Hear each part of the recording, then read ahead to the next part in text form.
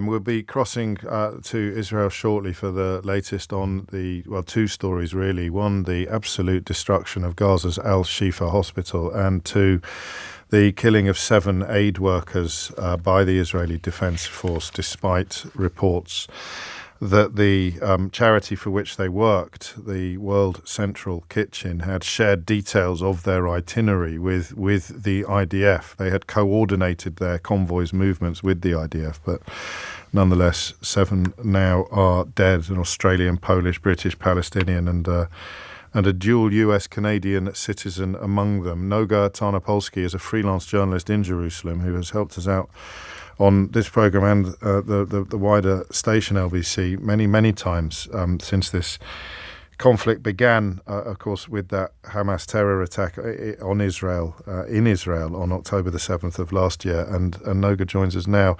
I don't imagine there's much to add, so just bring us up to date with what we know, Noga, if you would, about this World Central Kitchen attack or accident, or disaster. Whatever. Yes, disaster is a good word.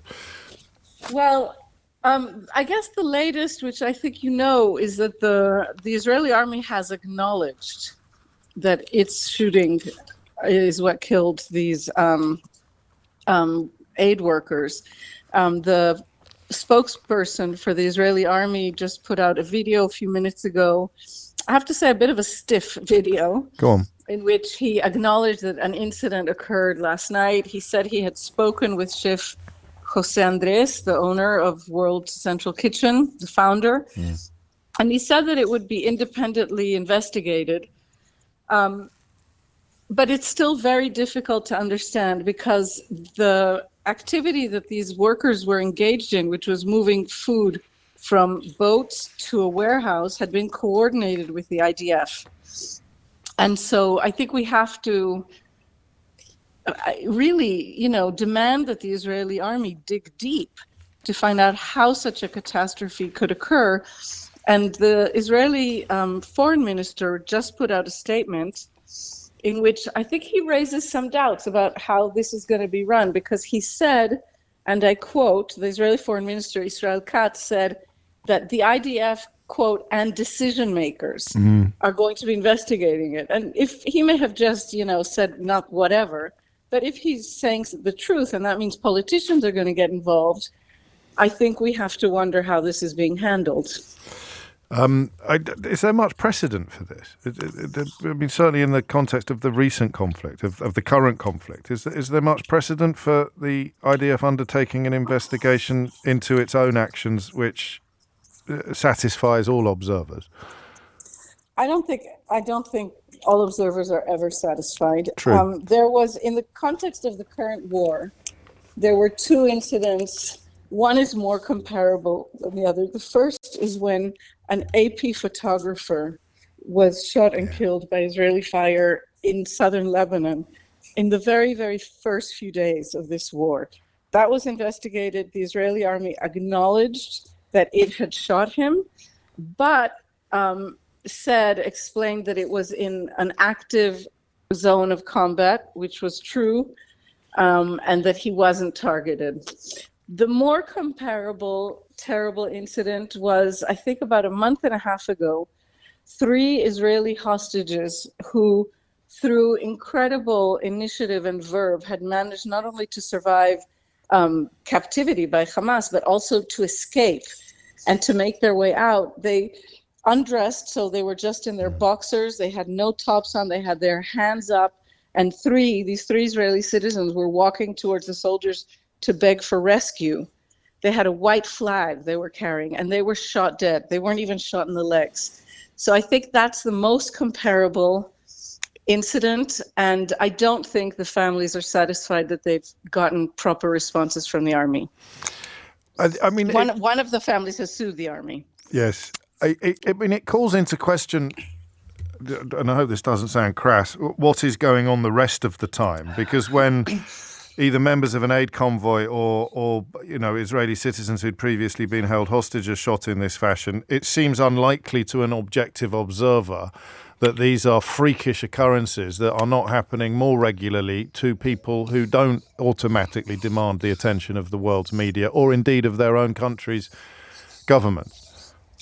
I agree. I think that what we're seeing is a military that is suffering from a serious crisis of discipline among its troops.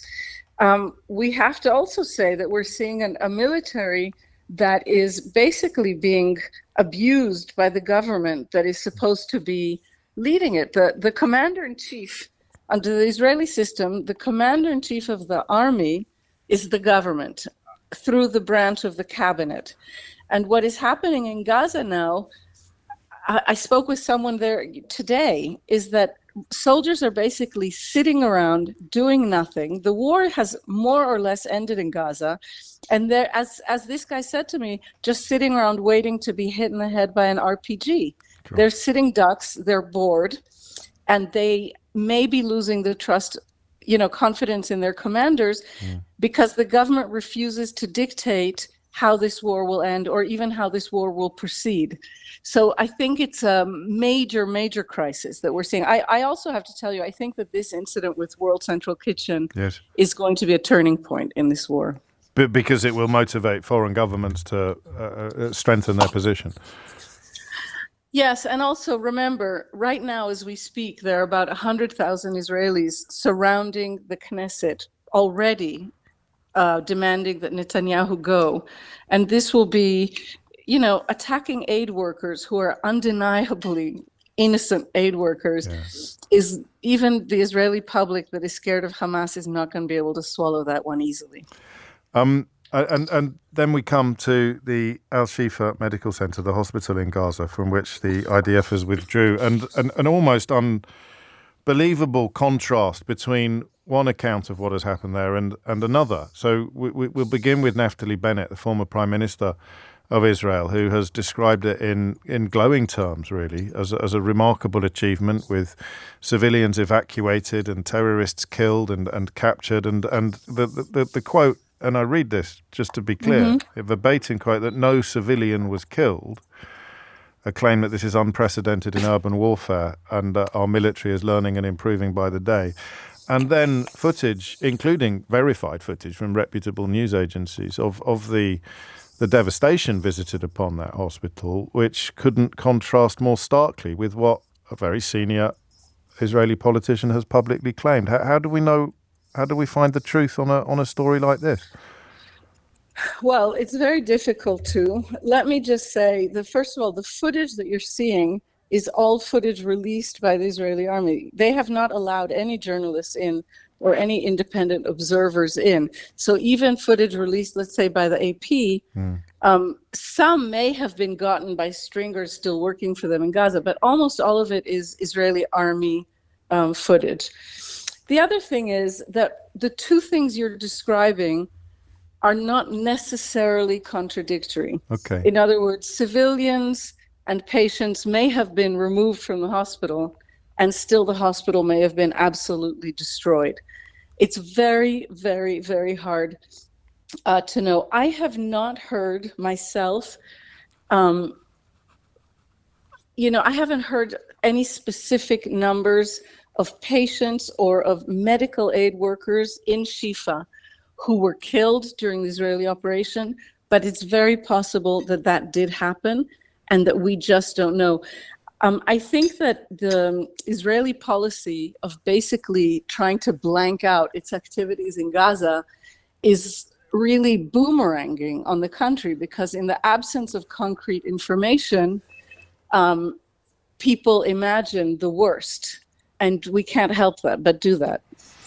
And I guess to that end, and I don't want to tempt you into territory where you're uncomfortable, but what's your reading today, Noga, of how the unfolding and continuing events are affecting Israel's status in the eyes of the rest of the world? I'm thinking particularly of allies. I'm thinking of that UN resolution which America, for the first time, didn't reject, didn't resist. I'm thinking of the idea that Netanyahu has arguably started to hemorrhage 60 years worth of goodwill in recent months.